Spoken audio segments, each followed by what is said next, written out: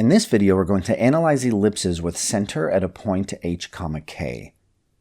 If an ellipse with center at the origin and major axis coinciding with the coordinate axis is shifted horizontally h units and then vertically k units, the result is an ellipse with center h, k and major axis parallel to a coordinate axis.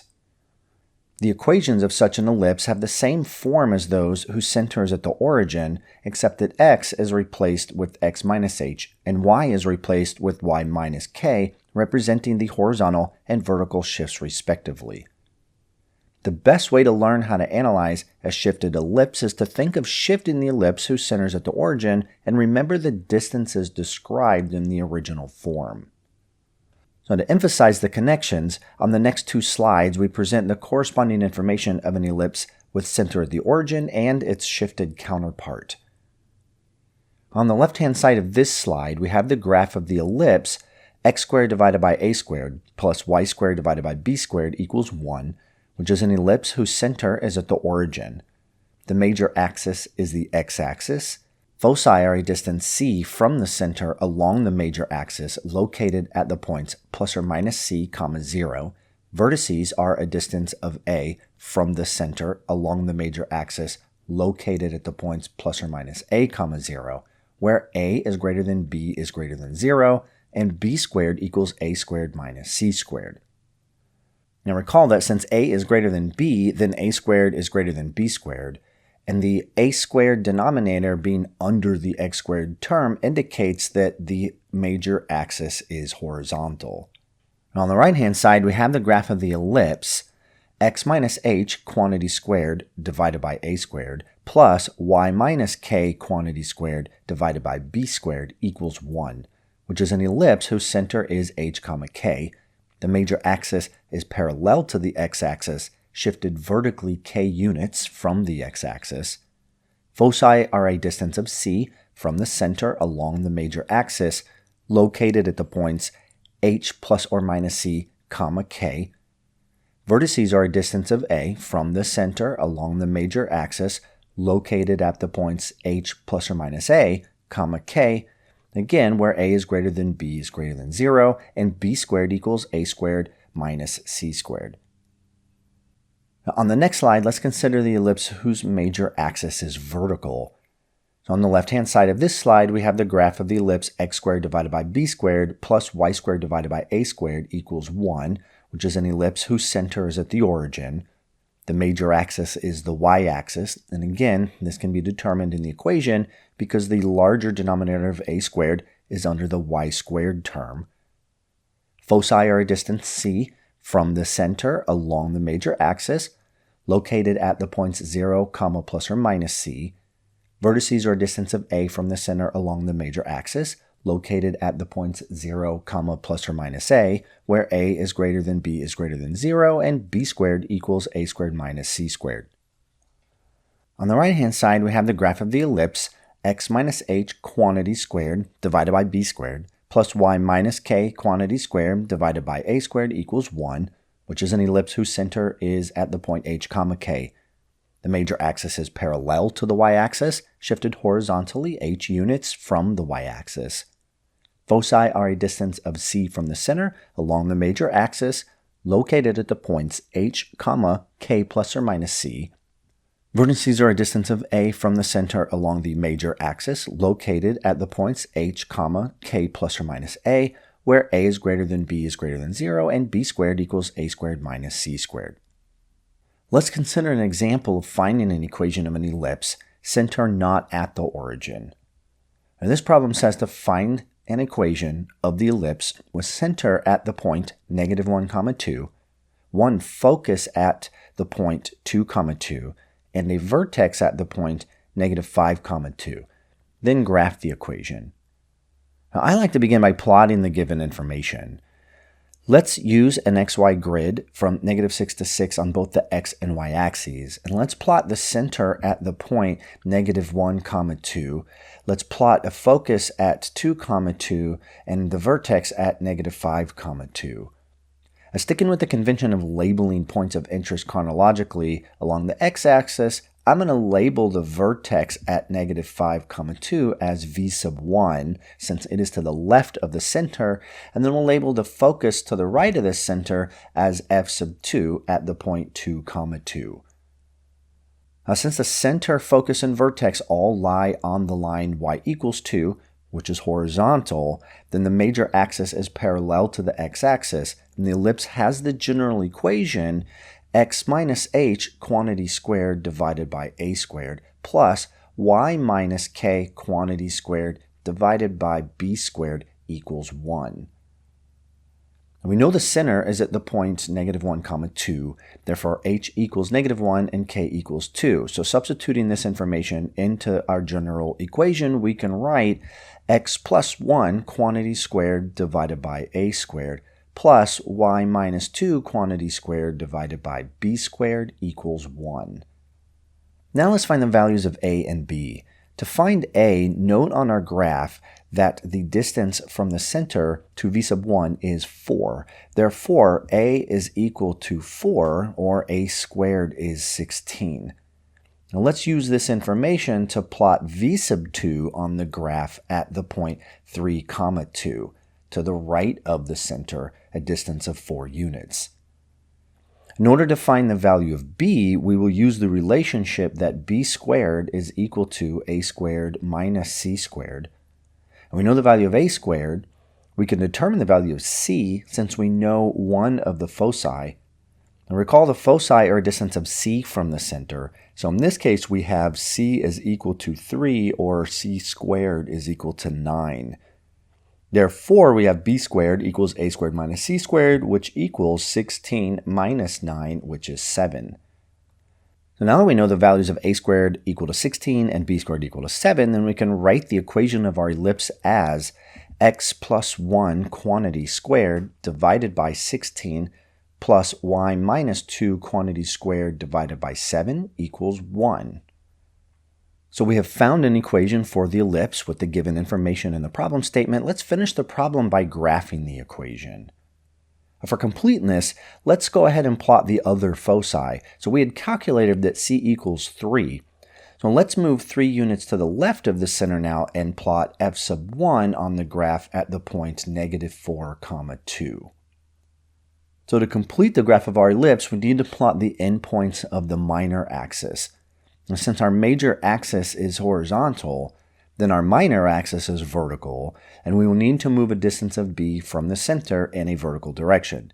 And we had calculated b squared to equal 7, so we plot the endpoints of the minor axis square root of 7 units above and below the center at the point negative 1, 2.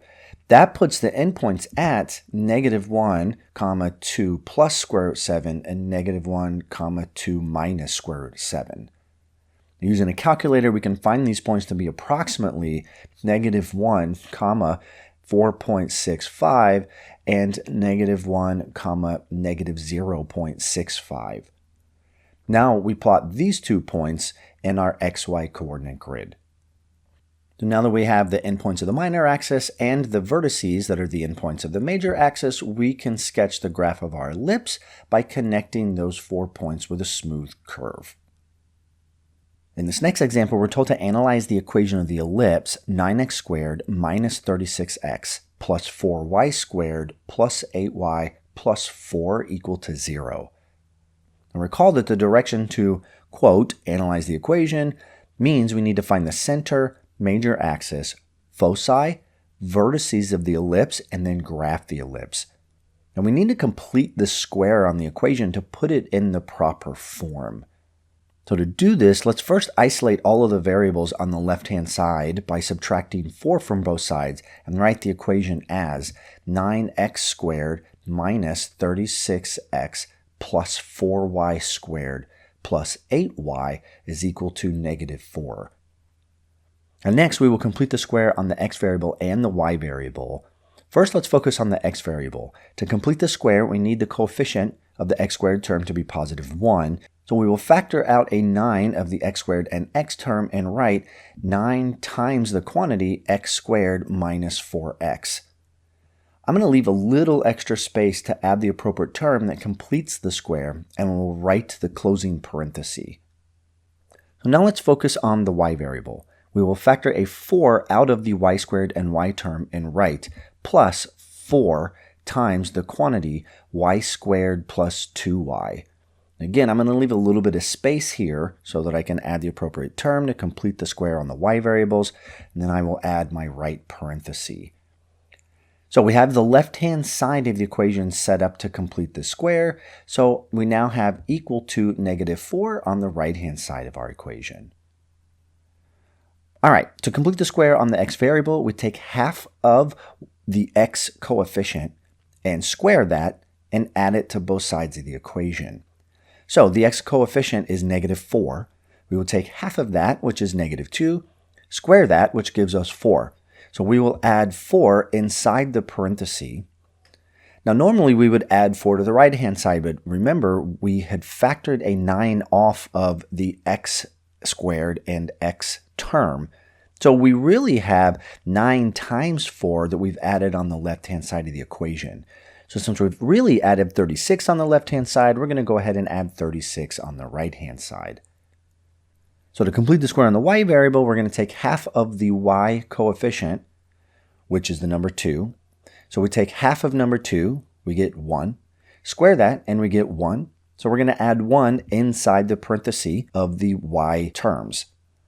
Now again, I really had factored a 4 out of the y terms. So what I really added on the left-hand side was 4 times 1. So on the right-hand side, I need to also add 4.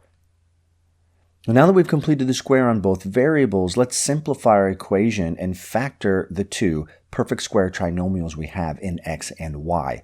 So our equation becomes 9 times square of the quantity x minus 2 plus 4 times square of the quantity y plus 1 equals 36. Now we almost have the equation in the appropriate form. Remember, we need 1 on the right-hand side of the equation for us to match the form of the equation of an ellipse.